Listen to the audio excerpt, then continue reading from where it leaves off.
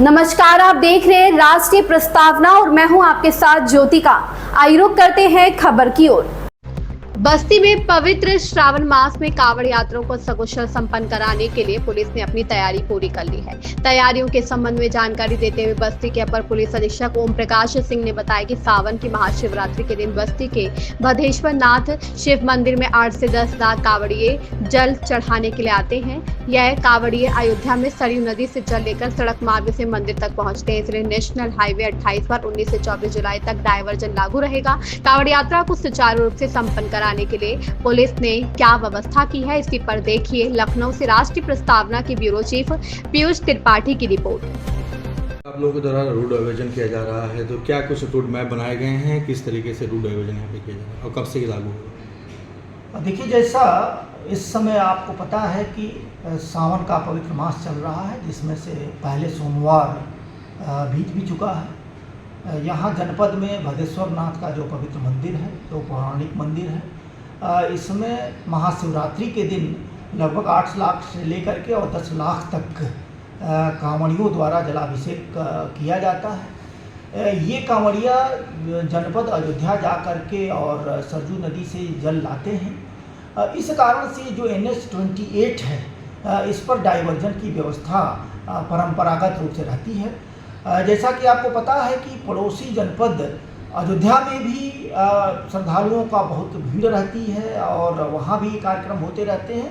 इस कारण से ADG जोन लखनऊ महोदय के एक निर्देश प्राप्त हुए हैं और जिसमें ये निर्णय लिया गया है कि 19 तारीख को सवेरे 8 बजे से लेकर के और 24 तारीख को सवेरे 8 बजे तक, अथवा अगर भीड़ रहेगी तो भीड़ की समाप्ति तक डाइवर्जन की व्यवस्था दी गई है।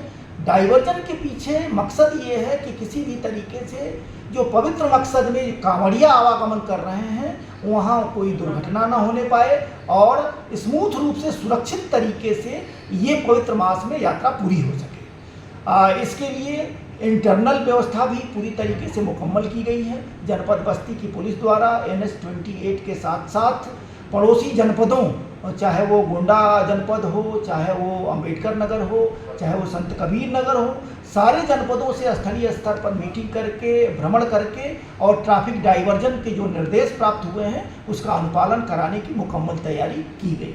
सर, कांवड़ को देखते हुए क्या बाहरी फोर्स भी बुलाए गए हैं और कितनी मात्रा में, अगर बुलाए गए हैं तो कितनी मात्रा में बाहरी फोर्स आप?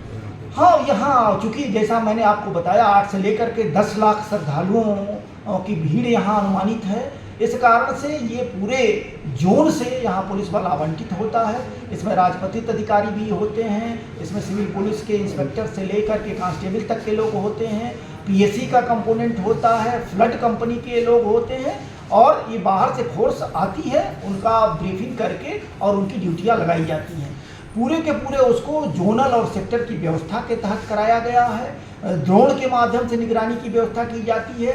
CCTV कैमरे पूरे रास्ते के साथ साथ प्रमुख मंदिरों और जनपद के जो सीमावर्ती स्थल है वहाँ भी लगाया गया है, ताकि एक तरफ तो स्मूथ ट्रैफिक चलाया जा सके, दूसरी तरफ किसी तरीके के अपराध कारित ना हो, इसके लिए मुकम्मल पुलिस प्रबंधन किया जा रहा है। सर, विगत वर्षों में देखा गया है कि DJ तेज साउंड की वजह से भी कई दुर्घटनाएं हुई हैं, तो DJ को लेकर क्या कुछ रिस्ट्रिक्शन आप लोगों को द्वारा दिया गया है और कितने साउंड लगाने का परमिशन दिया गया है? देखिए, DJ के संबंध में जहाँ तक इंस्ट्रक्शन का सवाल है, ये शासनादेश स्पष्ट है, माननीय न्यायालय के निर्देश स्पष्ट हैं। उनके निर्णय के अनुरूप यहाँ हर स्तर पर, स्थानीय थाना स्तर पर, सेंट्रलाइज स्तर पर, पुलिस लाइन में लगभग 250 के आसपास जो DJ के संचालक थे, जो DJ वाले थे, सबकी गोष्ठी करके क्लियर कट उन निर्देशों से उनको अवगत कराया गया है। उन लोगों द्वारा क्लियर कट ये हम लोगों को आश्वस्त किया गया है कि जो माननीय न्यायालय के आदेश निर्देश हैं, जो शासनादेश हैं, जो समाज के हित में है, इसके अनुरूप उन लोगों के द्वारा न सिर्फ विद इन लिमिट उसका प्रयोग किया जाएगा, बल्कि कोई कंट्रोवर्शियल किसी तरीके के गाने या ये चीज़ें भी नहीं बजाए जाएंगे। हम उम्मीद कर रहे हैं कि जिस तरीके से पिछली बार हमारे DJ संचालकों द्वारा, उनके साथ रहने वाले लोगों द्वारा, मैकेनिक द्वारा समाज हित में उस अनुपालन कराया गया था, उसी तरीके से इस वर्ष भी पूरे त्यौहार के दौरान उन नियमों का अनुपालन करेंगे और किसी तरीके की कोई ऑकवर्ड स्थिति नहीं आएगी।